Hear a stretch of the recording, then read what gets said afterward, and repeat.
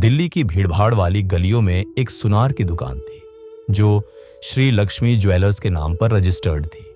बाहर से चमचमाती दुकान, अंदर से धोखे की खान। उस दुकान का मालिक था रोहित जैन, एक होशियार लेकिन लालची सुनार।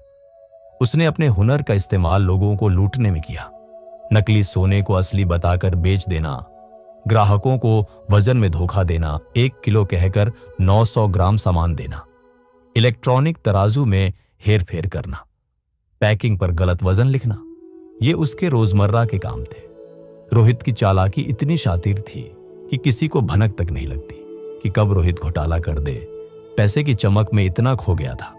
वो खुद को सफल समझता था, दुनिया को बेवकूफ समझता था और खुद को सबसे होशियार। यही उसका मूल मंत्र था। उसका मानना था कि ईमानदारी सिर्फ किताबों की बातें होती हैं। शहर भर में उसकी दुकान की पहचान एक ईमानदार विश्वासी के नाम से जानी जाती थी। लेकिन उसकी दुकान की बदनामी नहीं थी, बस शोहरत का। शादी ब्याह हो या त्योहार, लोग वहीं से खरीदारी करते। लेकिन ये सब एक छलावा था। रोहित की धोखाधड़ी से एक झूठ की नींव का महल खड़ा हो रहा था। रोज की तरह एक दिन एक बुजुर्ग महिला शकुंतला देवी अपनी पोती की शादी के लिए जेवर खरीदने आई। उन्होंने कहा, बेटा, ये मेरी जिंदगी की सारी जमा पूंजी है, कुछ अच्छा और असली देना।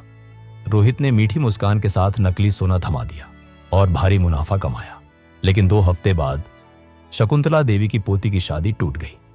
कारण, गहने नकली निकले। शर्मिंदगी और अपमान ने शकुंतला देवी को अंदर से तोड़ दिया। उन्होंने दुकान आकर रोहित को कोसा, तेरे जैसे लोग ही इंसानियत को बदनाम करते हैं।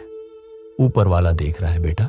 उस दिन पहली बार रोहित की आत्मा कांपी, लेकिन अगले ही पल उसने खुद से कहा, बुजुर्ग औरत है, ज्यादा सोच रही होगी।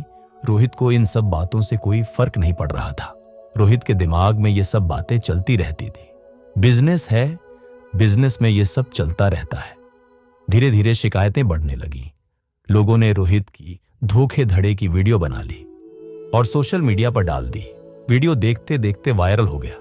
सोशल, जिसमें एक ग्राहक रोहित की दुकान के बाहर रोते हुए कह रहा था, मेरी बहन की शादी में नकली जेवर निकले, इज्जत मिट्टी में मिल गई। लोग अब शक करने लगे।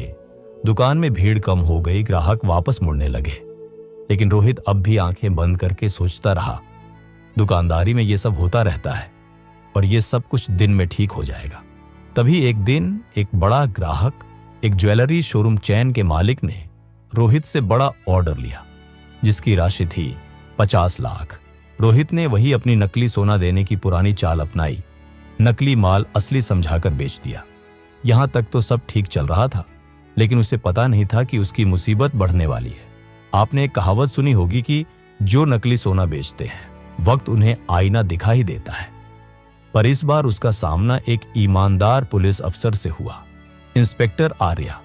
रोहित ने वही पुरानी चाल इंस्पेक्टर आर्या के साथ चली। लेकिन फिर हुआ क्या? रोहित पकड़ा गया, केस दर्ज हुआ और दुकान पर रेड पड़ी। नकली सोने की पोल खुल गई। रोहित गिरफ्तार हो गया। जेल की दीवारें ऊंची थीं, लेकिन उससे ऊंची थी रोहित की शर्मिंदगी। अब न कोई ग्राहक था, न शोहरत, न पैसा। अकेलापन और पश्चाताप ने उसे भीतर तक झकझोर दिया। अब रोहित को अपने सारे कारनामे हर पल याद आ रहे थे। रोहित के जेल में कई दिन बीत गए। इन बीते दिनों में रोहित को एक दिन जेल में एक वृद्ध कैदी मिला, नाम हरिश्चंद्र बाबू, जो कभी एक ईमानदार टीचर थे।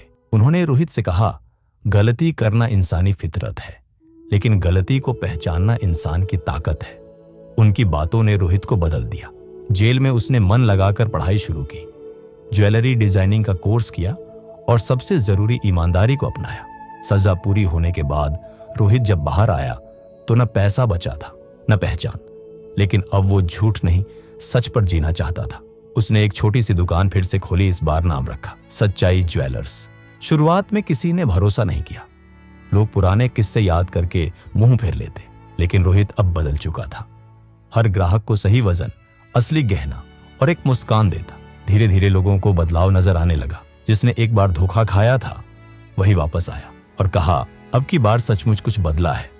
उसने एक बोर्ड दुकान के बाहर लगा रखा था, मैं वो सुनार हूं जिसने गलती की थी, लेकिन मैंने उससे सीखा।